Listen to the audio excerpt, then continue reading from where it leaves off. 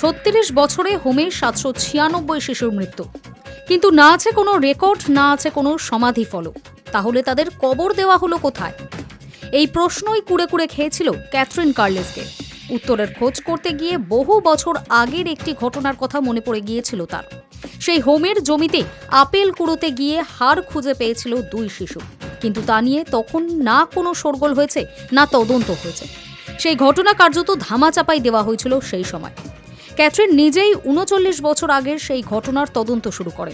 স্থানীয় মানচিত্র এবং আরও কিছু নথি ঘেটে হোমের জমিতে একটি সেপটিক ট্যাঙ্কের খোঁজ পান, ঠিক যে জায়গা থেকে হাড় উদ্ধার করেছিল সেই শিশু। ক্যাথরিনের সন্দেহ হয়, তাহলে কি ওই সেপটিক ট্যাঙ্কেই গণকবর দেওয়া হয়েছিল হোমের শিশুদের?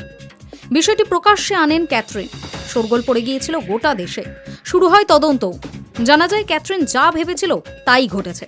সেই সেপটিক ট্যাঙ্কেই হোমের শিশুদের কবর দেওয়ার কথা স্বীকার করেন ক্যাথলিক সন্ন্যাসিনীদের একাংশ। সেই তদন্তেরই একটি ধাপ সম্পূর্ণ হলো সোমবার। মৃত শিশুদের দেহাবশেষের খোঁজে আয়ারল্যান্ডের তুয়াম শহরে সেই পুরনো হোমের জমিতে খনন কাজ শুরু করেছে প্রশাসন। 18 সদস্যেরা একটি খনন কাজ চালাবে। সেই দলে Ireland, Britain, Australia, Colombia, Spain ও আমেরিকার প্রত্নতত্ত্ববিদেরা রয়েছেন। ক্যাথরিন বলেন, শেষ পর্যন্ত এটা হচ্ছে দেখে স্বস্তি পেলাম। অনেক দিন ধরে এটার পেছনে লেগে রয়েছে, দীর্ঘদিন অপেক্ষাও করেছি। আজ আমার আনন্দের দিন। ক্যাথরিন নিজে একটি চামড়ার কারখানায় কাজ করেন, পাশাপাশি স্থানীয় ইতিহাস নিয়েও গবেষণা করেন তিনি। ক্যাথরিন জানান, 1925 সাল থেকে 1961 সালের মধ্যে 796 জন শিশুর মৃত্যু হয়েছিল তুয়ামের Saint Mary's mother and baby হোমে। বন সিকোর সিস্টার্স নামে একটি ক্যাথলিক প্রতিষ্ঠান পরিচালিত ওই হোমে মূলত অবিবাহিত মা এবং তাদের সন্তানদের রাখা হতো। পরে শুধু সন্তানদেরই রেখে দেওয়া হতো। হোম থেকে তাড়িয়ে দেওয়া হতো মায়েদের। 1961 সালে হোমটি বন্ধ হয়ে যায়। পরে সেখানে একটি আবাসন তৈরি হয়। 1975 সালে সেই আবাসনের 2টি শিশু হাড়ের খোঁজ পেয়েছিল আপেল কুড়াতে গিয়ে। ওই ঘটনায় তার গবেষণায় সাহায্য করেছেন বলেই জানিয়েছেন ক্যাথরিন।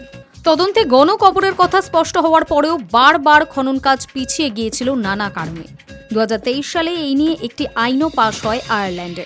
তারপরেই গতি পায় খনন কাজের প্রক্রিয়া। যার নেতৃত্বে এই খনন কাজ চলবে সেই ড্যানিয়েল ম্যাকসুইনি বলেন, কাজটা খুব কঠিন।